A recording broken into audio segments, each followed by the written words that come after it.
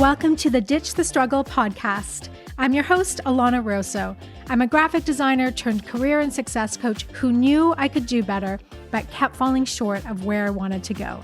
But after years of exploring personal and career development, business, money mindset, and energy work, I'm here to tell you that yes, you can move from stuck and defeated to empowered and confident. Ready to dive in? Awesome. Together, let's ditch the struggle.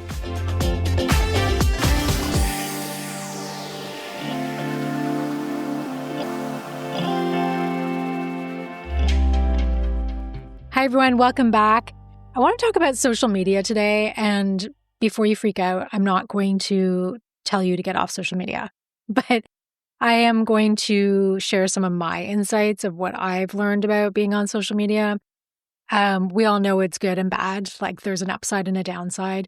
But things have kind of been interesting for me in terms of just how I've shifted. But before I dive into my thoughts on social media these days, I want to start with a happy story because I might do a little bit of drama dumping later, just a little bit. Happy story. So if you have ever tried to sell anything on Facebook Marketplace, you know that, I don't know, I think I'd rather go to the dentist, like for root canal, than do it. But you also, I'm sure, like me, have stuff to get rid of and you just don't want to just throw it away. You want to like have it go to a good home. So we had this dog ramp that Declan had custom made that goes at the end of the bed. And because we have a senior dog and she's a dachshund and they need help getting up because of their short little legs. But Dolly is very senior now and she doesn't even want to come on the bed. She just wants to sleep at the bottom of the bed, like on the floor. We have 2 dog beds. That's my hot tip for anyone who has a senior dog. 2 dog beds beside each other is such a great idea because they just get weird when they're older. They get contrary and they just want to shift around, and she goes from dog bed to dog bed. Anyway, so it was really hard for me to basically accept the fact that she no longer wants to come onto the bed, that she wants her own space. And I was like, let's get rid of this dog ramp before, she's 16 now, before that day comes where we really have to. And let's give it to someone who could use it. So he's like, okay, we're going to post it on Facebook Marketplace. I decided to post it for free because I thought maybe someone who has a foster home and has senior dogs can take it. It was really nicely built, custom made, and it has like traction so they don't slip. So I put it up on Facebook Marketplace. Well, you know what happens. You get 500 messages saying, is it still available? Even if you put into the ad, if this ad is up, it is still available. So I got all these responses. I'm kind of wading through. I go with my intuition on this one. I usually ignore most of them, respond to some. And this one woman wrote me back that she was interested. Her profile picture had her with a bunch of chihuahuas. So I thought this is perfect. And she said she had senior dogs. So the whole transaction was lovely. And I have to share this because so many times they are horrific when you're working on Facebook Marketplace or trying to move stuff on Facebook Marketplace. And I mean, I have seen some hysterical videos that people have made where they're making fun of these transactions and like what actually goes down, including one woman. There was a comedian talking about how the woman said she was scheduled to pick up the bed frame at 5 o'clock. And the woman showed up at her apartment at 5 a.m. 5 a.m. wanting a bed frame for free. So there's so many stories like that. So we messaged and she's like, I can come pick it up. And I said, great, I'm going to leave it in the garage, in the driveway. So she comes and picks it up, somehow ties it to the roof of the car. This thing was 72 inches, 6 feet long. Like it was wide. I was like, I think you're going to have to disassemble it. But she was like, no, I put canoes on top of my car. We'll be fine. So I didn't even meet her. She picks up the ramp, drives away because I was in and out of Zooms all day.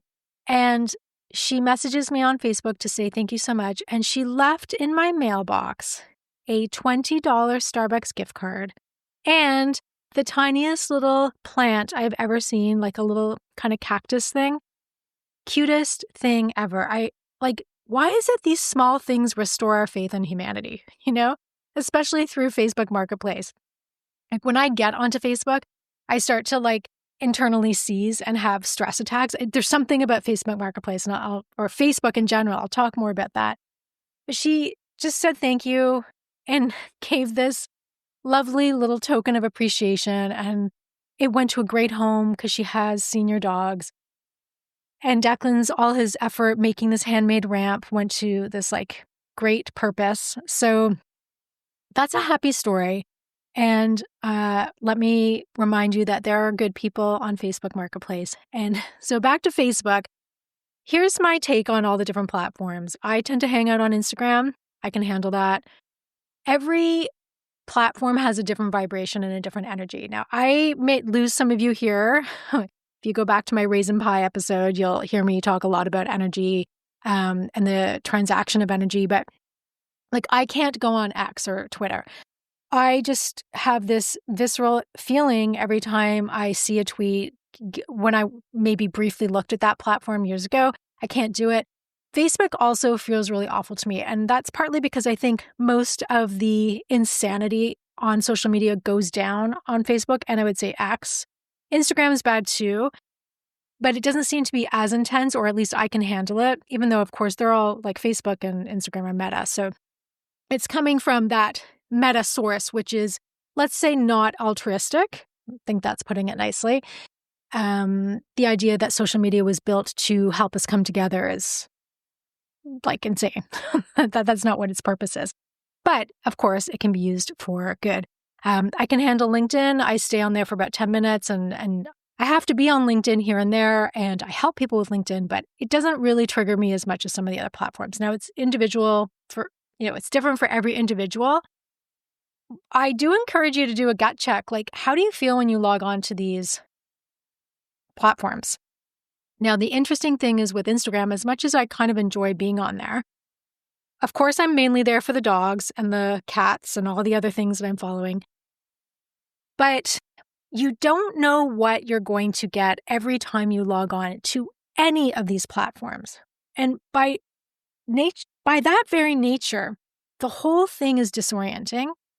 And it can be upsetting. And I think our nervous system is so completely fucked up because of this. For example, I go on Instagram. I'm checking to see all Declan calls them my funky dogs, because I will follow all those ones that are like missing an ear, or the tongue hangs out, or like they're just weird looking. They have 3 legs, whatever it is. And one of them has sadly crossed to the Rainbow Bridge. I didn't log on to Instagram expecting that. And now my nervous system is like, what the F? This is traumatic. Now, as you know, if you're an animal person, your Instagram dogs are your dogs. They are your babies. You feel it. And every time you log on, you just don't know what you're going to get, especially with all the political stuff that's going on. Some crazy events have happened recently where I literally powered my phone down for 4 days, not too long ago, a couple weeks ago. I could not handle what was happening and the stuff that was being posted, and by some of the people I knew. So let's think about our nervous system. We're logging into systems and we don't know what we're going to get. So this brings me to what was kind of a mind-blowing revelation. Maybe it was about a year ago. There was someone, he's on social media again, but he went off for a while. He's at Mark Groves on Instagram. And he was explaining how the social media algorithm works like a toxic relationship, in that you don't know how the algorithm is working and you don't know what you're going to get. And you can log on and, as I've mentioned, get something totally different than you expected. So how is that any different from a toxic relationship or someone who's abusive? Okay, let's bring it to a workplace situation. When I had my toxic boss, I wasn't sure what I was going to get some days, right? So she could be totally normal. She could be not normal. This is common with toxic bosses. Are they going to be totally nice and friendly and put on a show? Or are they going to just throw you under the bus? It's like any kind of toxic relationship. If you are with someone who is mentally or emotionally abusive, you're walking on eggshells every time you connect with them or interact with them. You may not even be conscious of it.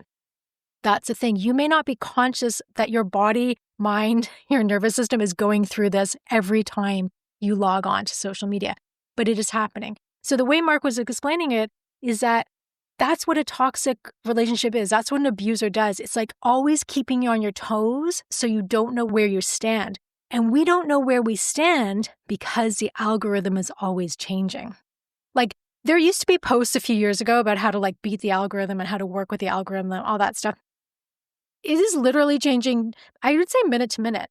It is such a mind fuck. It's so crazy to try and figure it out. And how people are trying to figure it out is like, I'm just going to spend more time on social media, more time on social media. Just keep going and keep going, keep going. I had a coach who was in kind of like a social media training group. And the woman running it did an experiment of different times of posting, how many times she posted, all this. She did this like deep dive. And I don't want to knock anyone who's in social media training, like that world. But here was the conclusion. It was, if you posted 3 times a day, you were getting staggeringly more positive results to your engagement than if you just posted once a day. Well, here's shocked. No, of course we're not shocked about this. What? You post 3 times more and you're going to get more engagement? Of course. But she was thinking it was like a definitive answer and a guideline to go by. So how much pressure does that create on someone? How much stress? Like as we're figuring it out, I get cranky when I'm pushed into a corner and I feel like I have to do more and more and more and more, right? Because that is the old workaholic program in me starts to get triggered, and I've been down an unhealthy route there. So this person who I was talking to who was in this group was like, I have to post more often and blah, blah, blah. Well, you can, but you have to decide how you want to play this game. And I'm not saying get off social media. I use it. It's very effective. And it's been amazing in many ways. I have real friends in real life that I have met through Instagram that are now like, I have a friend in Edmonton who stays at my house whenever she comes into Ontario. And I love that. But I personally don't want to have that pressure or let the pressure of me having to do more on social media dictate my whole life, my whole business. Yes, you have to show up. Yes, you have to be consistent. But of course, consistency can be anything you really want it to be. Remember a couple of years ago, I was kind of stressed about the social media thing because it's so much work. And it was almost like a separate voice in my head said, just post twice a week. And I remember a very deep sense of relief that washed over me by this concept. I was like, yeah, that's still consistent. So if someone goes to my feed, they want to see what I'm up to, and they see I've been posting twice a week, that is still consistent. Is it going to make my account huge? And again, I haven't said this, but don't take any of my social media advice because I don't have a big following, but it also hasn't been a focus for me. I don't really care about followers. And this is not a lie, I have checked the analytics of my Instagram once, and it's a business account, once. I couldn't care less because I just don't want to let it have a hold on me, and I don't want it to have its hooks in me. I want to try and use it as a tool and detach from it. And of course, what that means is, well, I don't have a huge following, and I probably don't have a lot of engagement if I was to look at the stats. And I mean, I get some nice messages and things like that, some nice comments, but I'm okay with that. So I have made peace with how I want to interact with it currently. And I'm trying not to let this pressure to post 3 times a day and do all these things dictate how I'm going to show up in this game, because it is a game that we're just playing with right here. But yeah, of course, all the platforms are designed to reward you the more you post and the more often you post and the kind of content. Like, you do have to be strategic. Like on LinkedIn, if you're not posting specific content that gives people direction, educates, or promotes something, if it's a personal post, it gets completely buried. LinkedIn does not like it. They're not interested in what you did for your weekend. They don't want to see the picture of you with your cute dog. They're just not interested. All these platforms have different ways of working.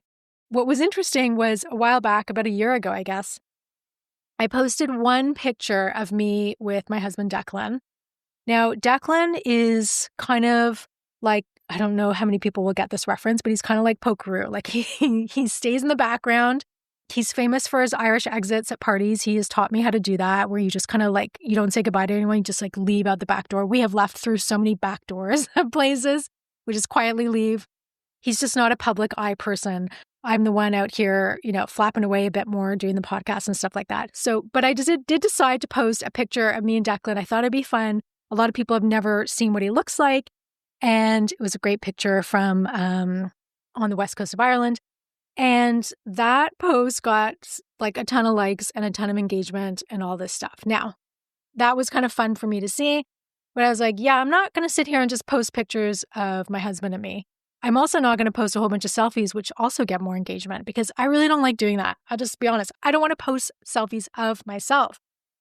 It just doesn't sit well with me. And there is that rebellious side of me that's like, okay, Instagram, you want me to play this game? I'm not going to play this game because you're telling me to play this game. So if I posted way more personal content, would I get more followers and more engagement? Probably. But I prefer this podcast platform for telling a lot of my stories. This sits well with me. I have much more control of it. I don't have to deal with weird, sometimes mean comments that I see a lot of people get. I'm not really here to play that game. I'm here to genuinely tell some stories that I think will help people. So I've kind of become at peace a little bit more with social media, but a large part of that was when I was realizing that you are entering almost a toxic relationship with it by the very nature of how it exists and how it operates. Now, the other thing that was helpful for me to think about is that if anyone understands narcissism, that's a toxic relationship, a toxic person. They can be extremely it's horrific to work with them. My former boss that I had, I believe she was a covert narcissist. I have worked with so many narcissists. I've had relationships with a narcissist, not romantic ones, but like friendships and things like that. So I have done so much deep dive into that world. And I'm an empath, and narcissists and empaths come together. And narcissists and empaths come together just like a moth to a flame. Narcissists will find empaths because they want to keep giving and giving and giving, and they're so thoughtful. And narcissists are like, they know how to manipulate them and get what they want and suck them dry until they're basically dead on the floor. I've been dead on the floor many times as an empath. So when you're dealing with a narcissist, you have to decide, there's a big decision you usually have to make. That is, am I going to go no contact, so have nothing to do with this person, whether they're a friend or family, and cut them off, or low contact? So I'm going to have minimal contact with them. When you would do that is when you have to have contact with the person. Let's say you've divorced, you have a kid, you have to make plans, you're co-parenting, you have to have some kind of contact. But you want to keep it minimal, so that would be low contact. Now, I've had to do both of these things in my lifetime with different people. Now that I've realized that social media is kind of like being in this toxic relationship because it's so affecting my nervous system and often making me feel crappy about myself and stressing me out, even though there's the joys, there's like the flip side where there are some great things. I've had to decide how much contact do I want to have with social media. And so I have chosen consciously, it's all about conscious choice, to have a low contact relationship. Again, I'm probably paying the price. I don't have the followers. I'm not buying followers. I'm not doing any of that stuff. I'm not doing anything that's going viral. My company right now is not dependent on my social media. So that's also a differentiating factor. But the ultimate deciding factor here is my peace of mind. How do I want to feel every time I'm involved in social media? And can I handle more of it? And quite frankly, the less time I spend on it, the happier I am. It's pretty basic, but I do enjoy touching base and being slightly involved in it. And this is, again, me thinking through what's best for me and not listening to any of these social media gurus that tell me that I have to do this or that and that I'm not doing it right, not doing it enough. Like, the actual truth is I know what you have to do to be successful in social media. I do social media and posts and digital stuff for other companies. As part of being a graphic designer, I understand marketing. I understand having a brand voice, all of that stuff. But it is a huge amount of work. Like, I get why some entrepreneurs just freak out when they have to think about the whole social media game. It's a lot. So I would just encourage you to try and let go of the overwhelm by coming up with a plan that works for you. It can shift at any time. Like, when I decided to post 2 days a week, I was like, well, I'm going to do this for now, but if I want to do more at some point, I can. Am I doing more? No, I'm actually doing less. I do way less static posts. I do a few more stories. I share different things that I think are relevant. But I'm like doing less and less and less because ultimately I have a bigger overarching goal. And that is to spend less time on my phone. I have talked about this in my episode about celebrity gossip because celebrity gossip kind of sucks you into this vortex where you end up wasting time. And I spent a lot of my time in my 20s and 30s caring about celebrities that, they don't care about me, and it's all fake relationships anyway, and they're all like pretty well lies, most of those stories just planted to spin a specific narrative. So spent a lot of time believing this stuff, or not even believing it, just getting involved in it, thinking it was in any way meaningful, but it was a distraction. So I recognize that social media is also a distraction. That's a huge part of it. And I do believe that all of this short form video, all of this time we spend on social media is kind of making us dumber. Now, I've seen different videos about different experts talking about this. Our attention span is going in the toilet. We are distracted all the time. So we're not spending time thinking and putting our energy into things that matter because we're just so fragmented. And here's another way that I get back in touch with what I want for my life. Like, who's the person I want to be? What is that identity? And I do not, and sometimes it's helpful to think about you don't want to be. I don't want to be that person that's sitting on TikTok for 5 hours after work. I don't want to be that person that has no attention span. I don't want to be that person that is addicted to their phone. I don't want to be that person that is at a restaurant with a real human being and is looking at their phone every 2 seconds. I recently had lunch with someone who wears a smartwatch. I hate smartwatches more than you can ever imagine. Why do I want something attached to my wrist, my actual body? Your wrist is actually a sacred part of your body, especially if you look at anything in Chinese medicine. It's one of your meridians that you want to protect. You do not want to have a Bluetooth device attached to your wrist. Anyway, I was having lunch with someone who has a smart watch. And again, you have a smartphone. Why do you need a smartwatch? And she kept checking texts, I guess, that were coming through while we're having lunch. Yeah, I really find that frustrating. So I want to be present. I want to be someone who's present, who's focused on the person I'm having lunch with or dinner with. I don't want to be checking my phone every 2 seconds. It's interesting because I had a conversation with Declan. I was like, when I sit in waiting rooms of like the naturopath or the chiro, I do a lot of health appointments. I make a point of not being on my phone. I sit there and I stare into space and I think about my life and I think about things to write, things to talk about on my podcast. I make it a point to think. And he's like, that's really interesting. I don't use my phone in the naturopathic clinic waiting room either. I just kind of sit there and I'm the only one that does that. And this is, again, coming back down to what's the type of person I want to be. I don't want to be that zombie attached to my phone. And people are just like, I see women, pushing their prams with their kids. And it's like, I'm pretty sure your kid is the cutest thing on the planet, right? Like you think your kid, and I'm sure it is, the cutest baby in the world. But yet your attention, even if the baby's sleeping, is on your phone. I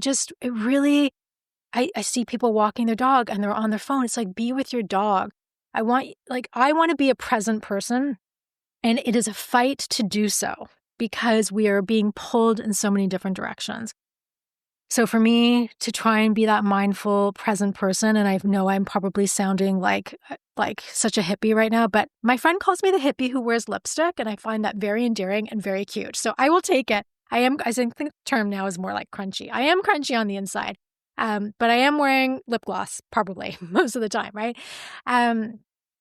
I have just made this decision to really watch how I'm interacting with social media. Is it hard? Yes. Are there some days where I get sucked in? Yes. But you can make up your own rules. And that's really a huge part of what I'm saying here is that everyone's going to tell you have to do this and this, be on 60 platforms, do all this, spend this much time. Ultimately, I do think quantity is not as important as quality. So trying to do quality posts will be helpful to your business. And I've heard this from actually quite a few people, even though that stat about having to, post more and more frequently can help your business.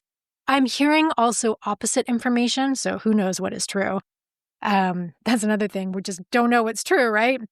High quality posts less often are really helping their business. And I've heard this from a few different business owners that they have pared back how much they're posting, and they're seeing that people are enjoying it and they're appreciating it as opposed to just putting out garbage all the time.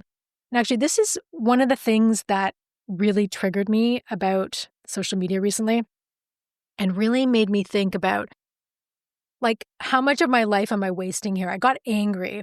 And when I get angry about something, that is a great way for me to make a change. Like anger is such a constructive emotion at times. I know it gets shut down and like we're told not to be angry. And all. No, I think it's great as long as you take it as feedback and information.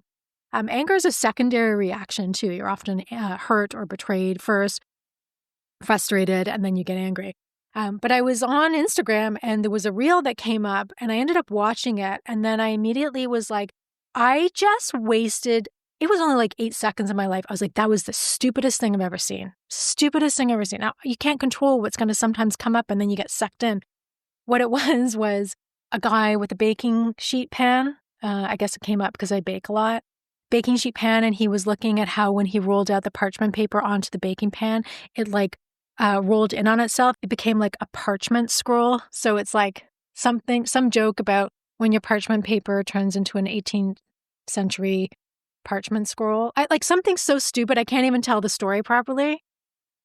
And the guy's like reacting to it. And I was like, what is happening? What am I watching? This is not entertainment. So social media, really, the effective posts usually they either entertain. I'm all for that. They inform or they educate. This was nothing. It was none of those things. It was, I don't want to be critical of, some people's efforts and endeavors. However, I do think people are just putting out content because of this pressure to put out content. It's not meaningful. It's not content with purpose. And I don't want to engage with content without purpose. And I'm trying not to post content without purpose. And I don't want to be that person that's obsessed with content without purpose. And there's a slippery slope as to what we think has purpose.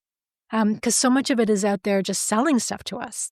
And I fall into that trap where you're like, oh, I have to get this, new whatever lip gloss that launched. So I'm trying to be discerning. I'm feeling miserably a lot of the time. So please don't think that I've got it all together.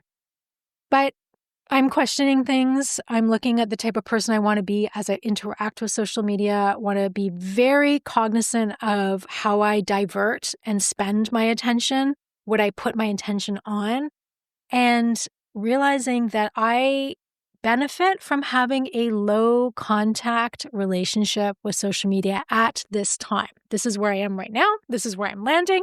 I'm sure if I'm promoting something down the line, I will be putting a bigger push. And again, I will just, I want to do that from a place of I want to be here and I want to share this and it doesn't feel like a burden or pressure to have to do it.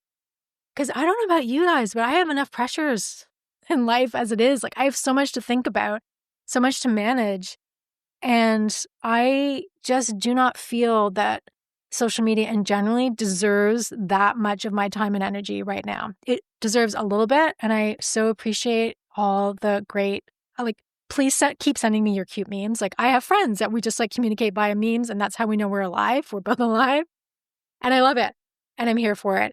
But I'm just doing it from a place of discernment and thinking consciously of what works for me at this point in my life. And I encourage you guys to kind of think about that. How is it working for you right now? How do you want to make it work for yourself? And it's not about what's working for your friends' business, any of that. It's what's working for you right now. Getting back to what makes you feel good, which is, of course, going to help you ditch the struggle. Take care, guys.